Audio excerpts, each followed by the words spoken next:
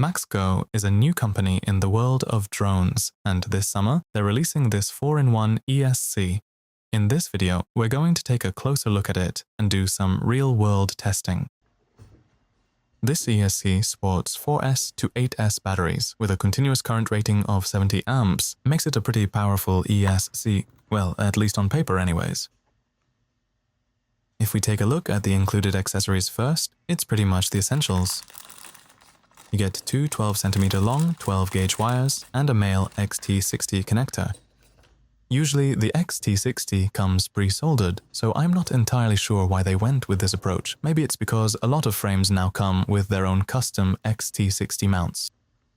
You get 4 nuts for the stack screws, a 35-volt 870 microfarad polymer capacitor, an 8-pin cable for the flight controller, and 4 gummies.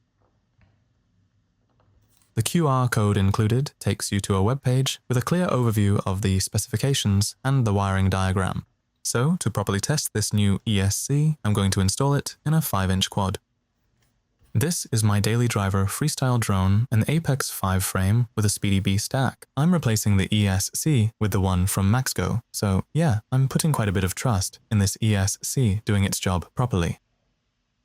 But first, let's take a look at the specifications of this 4-in-1 ESC. As I mentioned, it supports 4 to 8S batteries, with a continuous current rating of 70 amps and a maximum current draw of up to 100 amps. It uses a 30.5 by 30.5 mounting pattern, has a 32-bit processor, and runs AM32 firmware.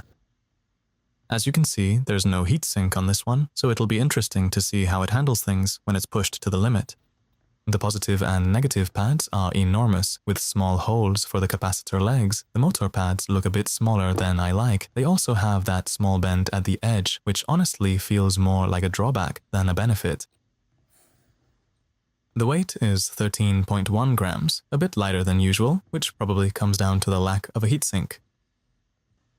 One thing I noticed when I went to check the price is that they actually offer a version with a heatsink as well. Without the heatsink, it costs $62 and for just $1 more, you get the heatsink included, which is probably a smart choice for this ESC.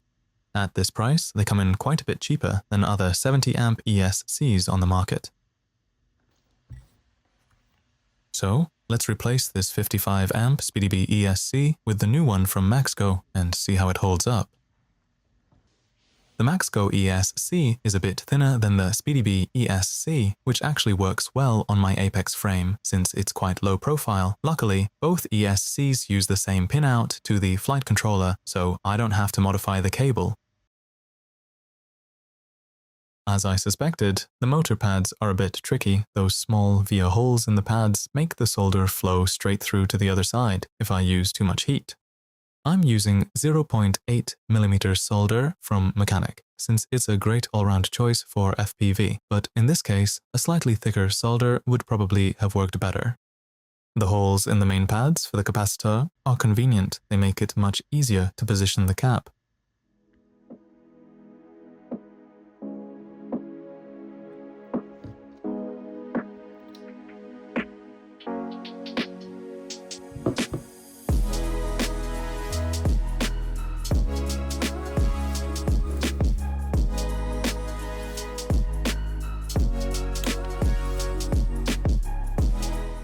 On my Apex, I route the XT60 wires out to the side, so in this case, the rectangular pads actually work really well. They're also quite huge compared to what you see on a lot of other manufacturers.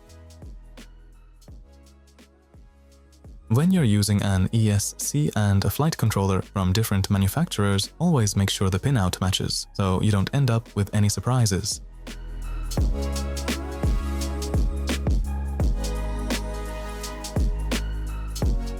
The lead-free solder I'm using, combined with these slightly tricky pads, makes the soldering a bit more difficult than I'd like, and it's probably not my cleanest work.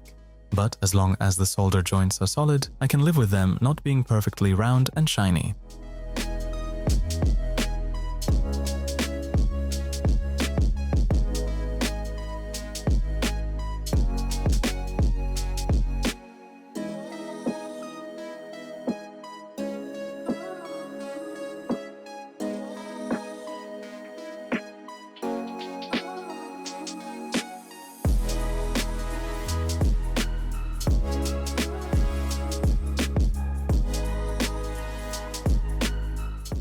Now, a quick smoke test before I finish it up and take it out for a test flight.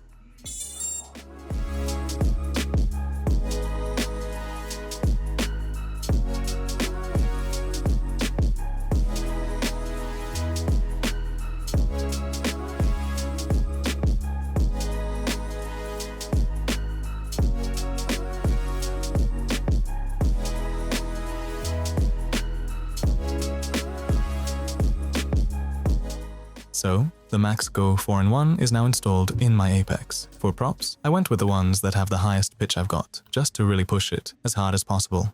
These are Gemfan Hurricane 51 499 propellers, which should help push the current draw up quite a bit compared to lower pitch props. So, let's run a test and see how the ESC behaves under some load. Before this, I did a few gentle flights just to make sure everything works, and I've calibrated the current meter using Oscar Liang's handy calculator.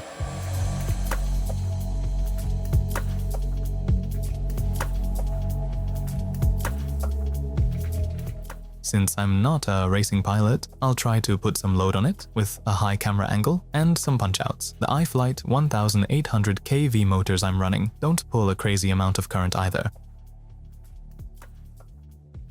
I've found out if you go into a split S from a bit of altitude and wait until the last moment before pulling out, it actually pulls a pretty decent amount of current.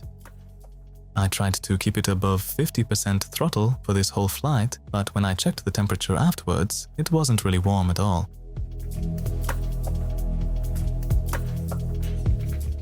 So, at least for a 5-inch build with this setup, it's looking good so far. Of course, I haven't been able to test it over a long period yet, so it's still too early to say anything about long-term durability. But if you're also interested in testing this 4-in-1 ESC from MaxKgo, I'll leave a link in the video description. At around $63 for a 70 amp 4-in-1, it would have to do a lot wrong not to be worth it.